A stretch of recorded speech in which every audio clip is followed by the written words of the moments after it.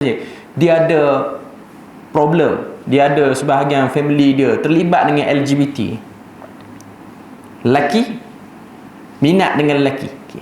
Macam mana ubat dia bagi kahwin? Tak selesai, tuan-tuan. Bagi kahwin tak selesai untuk gay ni.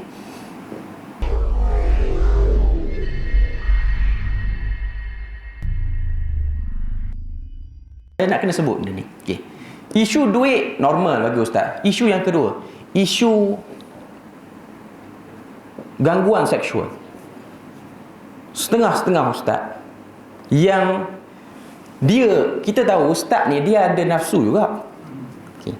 Saya terpaksa sebut. Saya tahu tuan-tuan panggil saya ustaz. Saya bukan nak kata nak buka pekung, tapi saya nak sebut bab berwaspada tu kena ada. Bab berwaspada. Tuan-tuan tengok ustaz something. Tuan-tuan tengok dia punya pergaulan. Kena ada part yang kita kena letak sempadan. Yang ni ustaz ke tak ustaz, dia tak boleh buat. Tuan-tuan tengok dia tidur sama dengan satu jantina dengan dia, katil tak asing, selimut sekali. Tuan-tuan kena rasa something pada benda tu. Tuan-tuan tak boleh rasa dia tak buat kot. Ya, itu bagus. Tapi syaitan dia tak kenal siapa-siapa. Dia boleh buat kalau dia nak buat. Okay. Dah rasa sebab ada kes berlaku macam ni, dah kena dah pun, sangka baik lagi. Akhirnya apa jadi? Kawan yang buat tu, dia rasa orang tak ambil tindakan, dia tumbuh tanduk panjang lagi 1 inci. Lepas tu tertangkap, orang tak ambil tindakan, tumbuh 2,5 inci. Dan akhirnya dia dah jadi predator lah. Dia dah jadi pemangsa yang sangat kebal untuk dia ambil tindakan. Waktu tu orang dah jadi mangsa, dah pening, tak boleh buat apa. Ni saya nak sebut, dalam bab kita rasa benda tu perlu untuk kita bercakap, kita kena bercakap. Tapi ikutlah saluran yang betul. Saya nak katanya, satu orang, dia tak kira lah dia tu ustaz ke, dia tu orang mana ke, bila mana berada di pintu hawa nafsu, semua orang kena berwaspada. Saya nak sebut benda tu lah. Kalau tuan-tuan tengok ada orang yang tuan-tuan rasa curiga, tuan-tuan jangan lagi blok rasa curiga. Saya bukan ajar untuk bersangka buruk, tapi part-part yang kita kena jaga. Sebab sekarang ramai jadi mangsa. Akhirnya bila mana dah tahu, tepuk dahi je boleh buat. Tak boleh ambil tindakan apa-apalah. Sebab apa? Sebab kawan yang duk buat kerja tu pun ada kabel-kabel besar, ada pintu-pintu penghalang yang sukar untuk kita orang biasa ni tembusi untuk lawan dia. Okay. Dan antara sebab benda ni boleh jadi, sebab ada orang yang tahu, yang jadi mangsa, dia diam. Sebab tu kita kena ingat, bila mana satu orang yang kena, dia nak angkat benda tu kepada umum, kita jangan ingat dia nak buka aib. Bukan. Dia nak supaya orang tidak menjadi mangsa macam dia. Sebab bila mana kena pada satu orang tu sendiri, baru dia tahu kesan dia. Saya nak sebut sini ialah bagaimana bila mana kita rapat dengan satu orang, kita kena ada realistik zaman. Untuk suasana zaman sekarang, satu orang dia nak baik tiba-tiba agak payah. Kalau tuan-tuan nak buat jaminan macam zaman sahabat, itu sukar. Satu orang tiba-tiba baik dengan kita, tiba-tiba tak berlaku angin, tak berlaku ribut apa, tiba-tiba baik. Tak berlaku insiden yang boleh. Okay. Nak katanya, kalau kita ada rasa anger tu, siasatlah. Jangan buat tohmahan. Siasat. Tanya, ambil sumber, bagi, susunlah elok-elok dia punya gerak kerja tu. Walaupun nampak macam nak mengintip, tapi ini penting. Sebab, kalau kita tengok, banyak kes seperti ini berlaku pada zaman sekarang. Ada orang jadi mangsa. Dan bila mana jadi mangsa ni, saya sebut tadi yang gangguan seksual kan. Saya bagi contoh, ni saya sebut umum. Ada setengah-setengah kes, sebahagian budak-budak yang kena ganggu dengan ustaz-ustaz seperti ni. Okay. Isu dia bukan pada ustaz tu saja. Isu dia ialah pelajar tu bila mana dah kena ganggu. Tuan-tuan, saya nak beritahu, satu orang, lelaki ke perempuan, bila mana dia sudah dicabul kehormatan dia, secara grooming ni, bukan secara paksa, secara dipujuk rayu, dia seronok dengan benda tu, nanti dia besar, dia nak buat pada orang lain.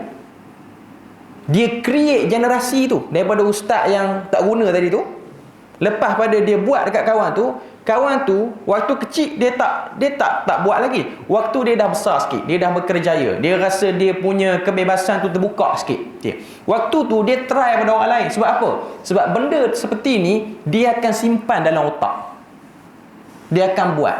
Sebab benda-benda seperti ni dia ada unsur ketagihan.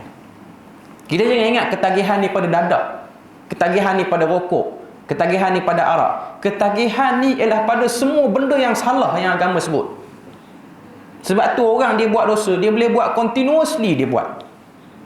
Sebab apa? Sebab dosa ni dia ada unsur ketagihan. Semualah. Sebab tu orang tengok orang yang berzina, ada orang kata, macam mana nak ubati zina? Suruh dia kahwin. Tak. Tuan-tuan percayalah. Saya pernah tanya sendiri, orang yang dia dah berhenti zina, dia dah berhenti. Cuma dia kahwin, dia kata berzina tetap lagi sedap daripada kahwin. Dia kata. Tapi dia tak buat lah. Cuma dia nak kata bila mana you make first try, kamu buat satu percubaan, dia tetap akan teringat. Itu sistem otak manusia. Saya pernah tanya pada satu orang mu'allaf. Dah lama, dah tak mu'allaf dah pun. Tak boleh panggil mu'allaf. Dah lama dah. Dah jadi orang kata apa Islam dah lama. Cuma waktu dia sebelum masuk Islam, antara kebiasaan dia ialah dia makan babi. Sebab dia ni perempuan dan dia pun satu orang yang ada title pensyarah lagi di sebuah institut yang terkenal juga lah. Waktu cerita bab makanan halal haram ni, bila mana masuk sampai part tu, sebab saya pernah ajar kelas fiqh pada dia, sebab benda yang haram dalam agama ni ialah babi. Saya tanya dia sebab dia orang pengalaman pernah makan. Dia kata walaupun saya tahu benda tu haram, tapi sampai ke hari ni walaupun dah masuk Islam lebih pada 20 tahun, saya masih lagi tak boleh menceritakan sedapnya makan babi dan tak ada pada makanan-makanan yang selalu duduk makan ni. Tak ada. Nak kata apa? You make first try, you akan ingat dia tu. Buat sekali akan ingat. Sebab tu ada orang dia kata, macam mana ni orang terlibat dengan LGBT apa semua. Dia buat sekali dia akan teringat. Dia buat sekali. Ada orang mai tanya saja, dia ada problem, dia ada sebahagian family dia terlibat dengan LGBT. Lelaki minat dengan lelaki. Macam mana ubat dia bagi kahwin? Tak selesai tuan-tuan. Bagi kahwin tak selesai untuk gay ni. Dia kena berubat. Sebab apa? Dia kena ada rawatan khusus. Cuma nak kata gerak-geri sebelum kena tu dah perasan tapi diam. Tu yang jadi problem dia. Itu yang jadi. Tak apalah, biarlah. Tak apalah, nanti dia insaf lah tu. No. Benda ni kena berubat. Sebab zaman sekarang ni, tablet ke, telefon ke, dia boleh membantu untuk dia ingat benda tu. Dia boleh membantu. Saya nak kata sini ialah bila mana kita berhadapan dengan orang, kita kena tengok juga angle-angle ini. Ruang-ruang ni tak boleh dibiarkan. Kita bukan duduk zaman 60-an, 70-an dulu. Yang mana pada waktu tu kalau nak block sesuatu just block, tak boleh. Sekarang bukan macam tu. Sekarang bukan zaman seperti itu. Sebab tu ada orang kata nak ubati benda ni ialah dengan cara bagi kahwin. Tak boleh. Sebab ada kes orang yang terlibat dengan LGBT bagi kahwin dengan jantina yang sepatutnya. Dia lelaki kahwin dengan perempuan. Akhirnya dia menzalimi perempuan tu pula. Sebab dia tidak menyetubuhi perempuan tu, dia tak layan perempuan tu seeloknya, ataupun dia layan, dia tiba juga yang sebelum ni pun. Dua-dua dia ambil. Dia upgrade.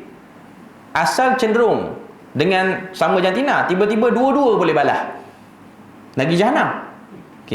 Cuma nak katanya inilah benda yang berlaku. Saya nak kata sini pada tuan-tuan perempuan, kalau orang biasa, kita mungkin boleh ada rasa waspada tu. Yang jadi problem ni bila mana datang pada orang yang ada title. Dia pensyarah ke, dia ustaz ke, dia apa-apa sajalah. Saya nak katanya bila mana kita ada rasa waspada ni, dia akan mengelak kita daripada terkena menjadi mangsa. Benda ni. Saya nak sebut benda tu lah. Mana kalau orang datang buat baik pada kita, tiba-tiba wajar tak untuk dicurigai? Sebab ada orang dia mengajar, dia kata kita tak boleh curiga langsung pada orang. Kalau tak boleh curiga langsung, kenapa hadis tu diucapkan oleh Nabi? Kenapa Nabi kata orang beriman jangan sampai kena sengat 2 kali dalam satu lubang? Sebab kalau kita baca syarah dalam hadis tu, bila mana satu orang tu telah ditipu, menjadi mangsa, akhirnya kena tipu lagi.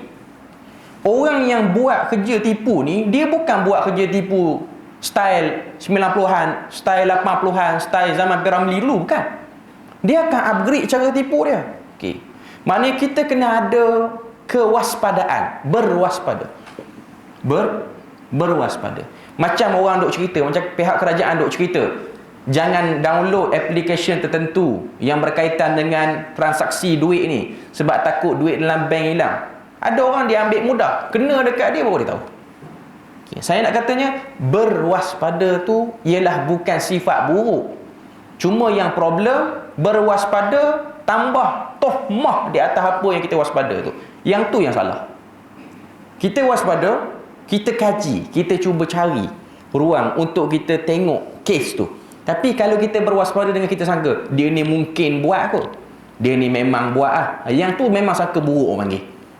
Yang tu memang sangka buruk. Okey.